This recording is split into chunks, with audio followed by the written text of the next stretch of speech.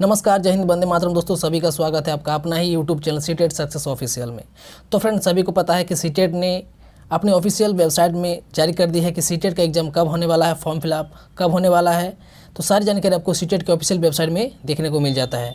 तो फ्रेंड, आपको बहुत ही ज़ोर शोर से सीटेट की तैयारी शुरू कर देनी है और आपको हमारे इस चैनल में हिंदी पेडागोजी की कंप्लीट कोर्स मिलने वाली है, वो अभी फ्री में। जो हमारी पिछली वीडियो को नहीं देखे हैं वो हमारे चैनल में जाके हिंदी पेडागोजी की प्लेलिस्ट में जाके देख सकते हैं, या इस वीडियो के डिस्क्रिप्शन में भी आपको लिंक मिल जाएगा, वहाँ से आप जाके देख सकते हैं। और सीटेट को लेकर किसी भी तरह की आपको अगर कोई नोट्स चाहिए तो हमारे वेबसाइट में भी जाके आप चेक कर सकते हैं। और फ्रेंड, जो अभी तक हमारे चैनल को सब्सक्राइब नहीं किए हैं तो सीटेट सक्सेस ऑफिशियल को सब्सक्राइब जरूर कर लीजिए और नोटिफिकेशन बेल को जरूर ऑन कीजिए ताकि आपको नोटिफिकेशन मिलती रहे हमारी वीडियो का। तो चलिए फ्रेंड, आज की इस वीडियो को शुरू करते हैं। आज की इस वीडियो में हम लोग जानेंगे हिंदी के 10 ऐसे महत्वपूर्ण क्वेश्चन के बारे में जो टीचर भर्ती हर एग्जाम में पूछे जाते हैं और बहुत ही महत्वपूर्ण होते हैं। तो चलिए आज इसकी इस वीडियो को शुरू करते हैं। तो फ्रेंड, आप देख सकते हैं आपके मोबाइल में या आपके लैपटॉप में पहला प्रश्न ये रहा। पूरी पाठ्यचर्या में डैश में भाषा की भूमिका को अनदेखा नहीं किया जा सकता है। मूल्य निर्माण में, व्याकरण निर्माण में, ज्ञान निर्माण में या आकलन निर्माण में। पूरी पाठ्यचर्या में डैश में, किसमें? डैश में भाषा की भूमिका को अनदेखा नहीं किया जा सकता है। मूल्य निर्माण में, व्याकरण निर्माण में, ज्ञान निर्माण में या आकलन निर्माण में। देखिए, व्याकरण निर्माण ये हमारा उतना सही आंसर नहीं होगा। ज्ञान निर्माण ये भी नहीं हो सकता है। आकलन निर्माण, बिना ज्ञान के आप आकलन नहीं कर सकते, तो हमारा सही आंसर हो जाएगा मूल्य निर्माण। सबसे पहले मूल्य निर्माण करना है, भाषा की भूमिका को अनदेखा नहीं कर सकते हैं मूल्य निर्माण के बिना। चलिए फ्रेंड, नेक्स्ट क्वेश्चन की ओर। नेक्स्ट क्वेश्चन आपके मोबाइल पे ये रहा। प्राथमिक कक्षाओं के भाषा शिक्षक होने के नाते आपकी सर्वाधिक महत्वपूर्ण भूमिका है। आप प्राथमिक कक्षा के शिक्षक हैं और आप भाषा के शिक्षक हैं, तो आपके लिए सबसे महत्वपूर्ण भूमिका क्या होगी? बच्चे की भाषाई क्षमता के विकास के लिए तरह तरह के अवसर जुटाना, बच्चों को वाद विवाद के लिए तैयार करना, विद्यार्थियों को सर्वाधिक अंक प्राप्त करने के लिए तैयार करना या कक्षा में पाठ्य पुस्तक की अच्छी तरह से निर्वहन करना। आप एक प्राथमिक कक्षा के शिक्षक हैं और आप भाषा के शिक्षक हैं, तो आपके लिए सबसे सर्वाधिक महत्वपूर्ण भूमिका क्या होगा? तो देखिए, वाद विवाद के लिए बच्चों को तैयार नहीं करना है, विद्यार्थियों को सर्वाधिक अंक प्राप्त करने के लिए तैयार नहीं करना है और कक्षा में पाठ्य पुस्तक की अच्छी तरह निर्वहन भी नहीं करना है। आपका सबसे सटीक और सबसे पॉजिटिव वाला आंसर है बच्चे की भाषाई क्षमता के विकास के लिए तरह तरह के अवसर जुटाना। जिसमें आपको अवसर जुटाना, करके सीखना या अन्वेषण के द्वारा सीखना होगा, वही आपका सबसे पॉजिटिव आंसर हो जाएगा। तो हमारा दूसरा का सबसे सटीक आंसर क्या है? बच्चे की भाषाई क्षमता के लिए तरह तरह के अवसर जुटाना। बच्चे इसमें ज़्यादा शामिल होगा। एनसीईआरटी 2005 के अनुसार भी आप देख सकते हैं कि उसमें भी बोला गया है कि बच्चे को करके सीखना और बच्चे को बाहरी जीवन से, बाहरी पर्यावरण से जोड़ना है। चलिए नेक्स्ट क्वेश्चन की ओर। नेक्स्ट क्वेश्चन आपके मोबाइल पे ये रहा, आपके पीसी पे ये रहा। तीसरी कक्षा में पढ़ने वाला रोहित, तीसरी कक्षा में पढ़ने वाला रोहित हिंदी की कक्षा में, कौन सी कक्षा है? हिंदी की कक्षा में अपनी मातृभाषा से बात करता है। आप क्या करेंगे? आप अपने विद्यालय के शिक्षक हैं और दूसरी कक्षा का रोहित हिंदी की कक्षा में वो क्या करते हैं? अपनी मातृभाषा में, अपनी क्षेत्रीय लैंग्वेज में बात करते हैं।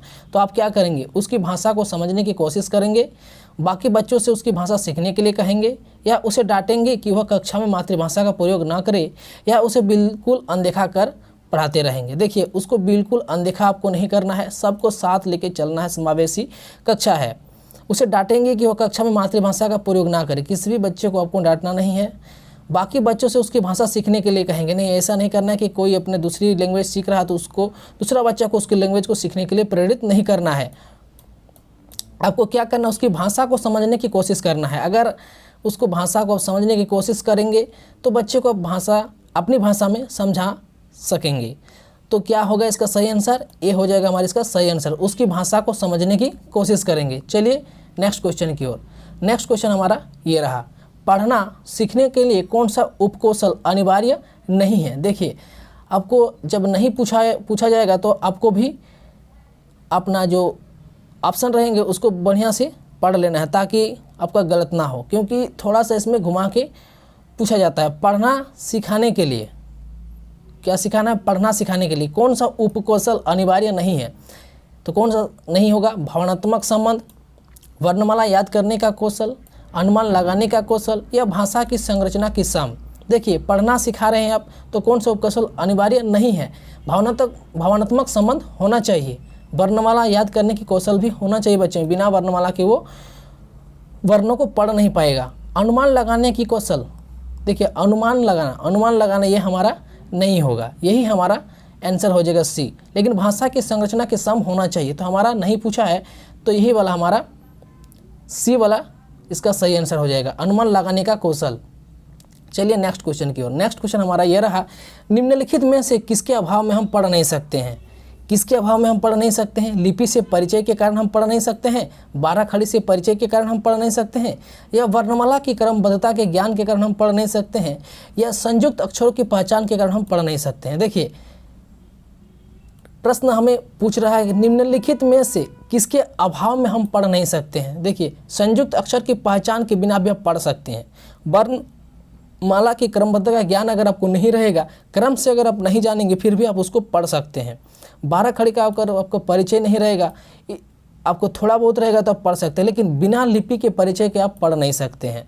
यह हमारा सही आंसर हो जाएगा ए, लिपि के परिचय के बिना आप नहीं पढ़ सकते हैं, तो हमारा सही आंसर हो जाएगा ए। चलिए नेक्स्ट क्वेश्चन की ओर। नेक्स्ट क्वेश्चन हमारा ये रहा, और अभी तक आप हमारे चैनल सीटेट सक्सेस ऑफिशियल को सब्सक्राइब नहीं किए तो जरूर सब्सक्राइब कर लीजिए, और हिंदी पेडागोजी में 30 में 30 कैसे लाएँ, अब ये आप हमारे पूरे कोर्स को जरूर पढ़िए, आपका 30 में 30 जरूर आएगा। और कैसे हमारे इसमें इंपॉर्टेंट क्वेश्चन दिया जाएगा पूरे के पूरे कोर्स में, वो भी बिल्कुल फ्री। तो छठा प्रश्न आपके मोबाइल पे ये रहा, प्राथमिक स्तर पर भाषा शिक्षण के संदर्भ में सर्वाधिक महत्वपूर्ण है कि बच्चे लिखी छपी सामग्री का अर्थ समझ सके, लिखी छपी सामग्री को बोलकर पढ़ सके, अक्षरों को जोड़ जोड़कर पढ़ सके, या शब्दों को जोड़ जोड़कर वाक्य में पढ़ सके। देखिए, प्राथमिक स्तर का बच्चा है, वो भाषा शिक्षण के संदर्भ में आपको पूछ रहा है, प्राथमिक स्तर का बच्चा है और भाषा शिक्षण के संदर्भ में पूछ रहा है कि कौन सा निम्नलिखित में से कौन सा महत्वपूर्ण है? लिखी छपी सामग्री का अर्थ को समझ सके, किताब में जो लिखी छपी सामग्री होता है उसको समझ सके, या लिखी छपी सामग्री को बोल कर पढ़ सके, अक्षरों को जोड़ जोड़ कर पढ़ सके, या शब्दों को जोड़ जोड़ कर वाक्य में पढ़ सके। तो देखिए, शब्दों को जोड़ जोड़ कर वाक्य में पढ़ सकना ये सर्वाधिक महत्वपूर्ण नहीं है, हमें सर्वाधिक महत्वपूर्ण पूछा गया है। अक्षरों को जोड़ जोड़ कर पूछे, ये भी नहीं है। लेकिन लिखी छपी सामग्री को बोल कर पढ़ सके, ये भी नहीं है। लेकिन जब लिखी छपी सामग्री का अर्थ समझ जाएगा बच्चा, तो वो जिस भाषा के शिक्षण के संदर्भ में वो पढ़ रहा है, वो सारी जानकारी आपको मिल जाएगा।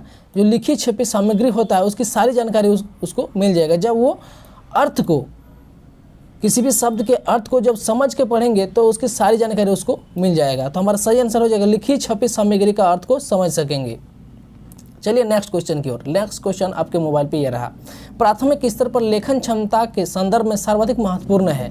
प्राथमिक स्तर का बच्चा है और लेखन क्षमता, उसके लेखन का कौशल को अब बढ़ा रहे हैं, सर्वाधिक महत्वपूर्ण पूछा गया है। वर्तनी, मौलिक विचार, सुलेख या सुरतिलेख। देखिए, प्राथमिक स्तर का बच्चा है और उसकी लेखन क्षमता को आपको विकास करना है, तो वर्तनी के द्वारा आप उसका विकास नहीं कर सकते, मौलिक विचार के द्वारा नहीं, सुलेख के द्वारा नहीं, लेकिन श्रुतिलेख के द्वारा आप उनकी लेखन क्षमता को विकास कर सकते हैं। शिक्षक बोलेंगे और बच्चा लिखेंगे उसको सुन कर और उसका शुद्ध रूप में, तो इससे क्या होगा, उसकी लेखन की क्षमता जो है वो विकास होगा। तो चलिए नेक्स्ट क्वेश्चन की ओर। नेक्स्ट क्वेश्चन आपके मोबाइल पे ये रहा, निम्नलिखित में से कौन सी गतिविधि श्रावण एवं वाचन कौशलों के विकास के लिए सर्वाधिक उपयुक्त होगी। देखिए, प्रश्न हमें पूछ रहा है कि कौन सी गतिविधि निम्न में से, आपका ऑप्शन में से कौन सी गतिविधि है जो श्रावण एवं वाचन, बोलना और सुनना दोनों कौशल के लिए सर्वाधिक उपयुक्त होगी। सुनना और बोलने का विकास करना है तो रेडियो समाचार सुनना, कहानी सुनाकर उस पर बच्चों की प्रतिक्रिया जानना, हाव भाव के साथ कविता बुलवाना और प्रश्न सत्र आयोजित करना। देखिए, रेडियो समाचार सुनने से श्रावण और वाचन दोनों का नहीं होगा, क्योंकि रेडियो हमें सिर्फ सुनने के लिए, श्रावण सामग्री है, तो ये हमारा नहीं होगा। हाव भाव के साथ कविता बुलवाना, हाव भाव के साथ कविता नहीं बोल सकते हैं, उसमें हमारा वाचन और श्रावण कौशल का विकास नहीं होगा। प्रश्नोत्तर ये हमारा नेगेटिव है, इसको नहीं लेना है। लेकिन कहानी सुनाकर आप अपने बच्चों को पहले कहानी सुना रहे हैं, उसके बाद बच्चों की प्रतिक्रिया जानने की कोशिश करेंगी कि मान लीजिए कोई घटना के बारे में आप बता रहे हैं तो उस घटना के बारीकी को बच्चों से पूछ सकते हैं। इससे क्या होगा कि बच्चे की जो सुनने की शक्ति है और जो बोलने की शक्ति वो दोनों बढ़ जाएगी। बच्चे जो चीज़ आप सुनाएंगे उसको मन लगाकर सुनेंगे और उसका जो आंसर होगा वो अपने स्तर से समझकर बोलेंगे। जैसे कि एनसीईआरटी 2005 में बताया गया है कि बच्चों को करके सीखना, अन्वेषण के द्वारा और खोज के द्वारा पढ़ाना है। तो इससे बच्चे को ज़्यादा से ज़्यादा अवसर मिलेगा कहानी सुनाकर उस पर बच्चों की प्रतिक्रिया को जानने से। चलिए नेक्स्ट क्वेश्चन की ओर। ये हमारा सेकंड लास्ट क्वेश्चन है। वाणी डैश होती है और लिखित भाषा की तुलना में काफ़ी तेज़ी से बदलती है। वाणी मतलब क्या होता है? अपने शब्दों को हम जब बोलते हैं, हमारी बातों को जब कोई सुनता है तो क्या होता है? वाणी डैश होती है और लिखित भाषा की तुलना में काफ़ी तेज़ी से बदलती रहती है। तो वाणी क्या होती है? गौण होती है, स्थिर होती है, अस्थायी होती है या स्थायी होती है? देखिए इसका सही आंसर हमारा हो जाएगा वाणी अस्थायी होती है, सी अस्थायी होती है और लिखित भाषा की तुलना में काफ़ी तेज़ी से बदलती रहती है। हम कोई भी चीज़ को लिखते हैं तो उसको सटीक लिखते हैं, लेकिन अब हम किसी भी चीज़ को इधर से उधर से घुमा के भी बोल सकते हैं। तो हमारे क्या होगा? वाणी अस्थायी होता है, इसका कोई स्थायी रूप नहीं होता है, लेकिन लिखित भाषा का स्थायी रूप होता है। चलिए लास्ट क्वेश्चन की ओर। लास्ट क्वेश्चन हमारा ये रहा, भाषा शिक्षण को डैश के संदर्भ में रखकर देखने की आवश्यकता है। और अभी तक आप हमारे चैनल सीटेड सक्सेस ऑफिशियल को सब्सक्राइब नहीं किए तो सब्सक्राइब जरूर कर लीजिए और नोटिफिकेशन को जरूर ऑन कर लीजिए। और इसके पिछले जो वीडियो आप नहीं देखे हैं वो आप डिस्क्रिप्शन में जाएंगे, वहाँ पे आपको लिंक मिलेगा, वहाँ से आप जाके देख सकते हैं। और आपको CDP, पेडागोजी, EVS अगर किसी भी तरह के सीटेड की नोट्स की ज़रूरत है तो आप हमारी वेबसाइट में जाके इसको चेकआउट कर सकते हैं। 10 नंबर क्वेश्चन ये रहा, भाषा शिक्षण को डैश के संदर्भ में रखकर देखने की आवश्यकता है। कैसा संदर्भ में? आर्थिक, नैतिक, सांस्कृतिक या बहुभाषिक? देखिए बच्चा जो होता है वो जब विद्यालय में आते हैं तो वो बहुत सारी भाषा को लेकर आते हैं। बहुत सारी भाषा मतलब वो अपने क्षेत्रीय भाषा को साथ में लेके आते हैं। तो आप किस रूप में उसको देखेंगे? आर्थिक रूप में, नैतिक रूप में, सांस्कृतिक रूप में या बहुभाषी रूप में? इसको हमें बहुभाषी रूप में देखना है। शिक्षण को बहुभाषी संदर्भ में रखकर देखने की आवश्यकता होती है। बच्चे जो होता है वो जब विद्यालय में आते हैं तो अपने क्षेत्रीय भाषा को साथ में लेके आते हैं और विद्यालय की भाषा अलग होती है। तो उसको क्या करना है? बालक की जो क्षेत्रीय भाषा है उसको समझने की कोशिश करना है और उसी के साथ बच्चे को शिक्षा देना है। तो आज के क्वेश्चन में आप कितना सही किए हैं हमें कमेंट में जरूर बताइए। आपको वीडियो कैसा लगा? और अभी तक आप हमारे चैनल को सब्सक्राइब नहीं किए हैं तो सीटेड सक्सेस ऑफिशियल को सब्सक्राइब जरूर कीजिए, नोटिफिकेशन बेल को जरूर ऑन कर लीजिए। चलिए आज की इस वीडियो में बस इतना ही। तब तक के लिए जय हिंद, वंदे मातरम। फिर से मिलते हैं नेक्स्ट वीडियो पे।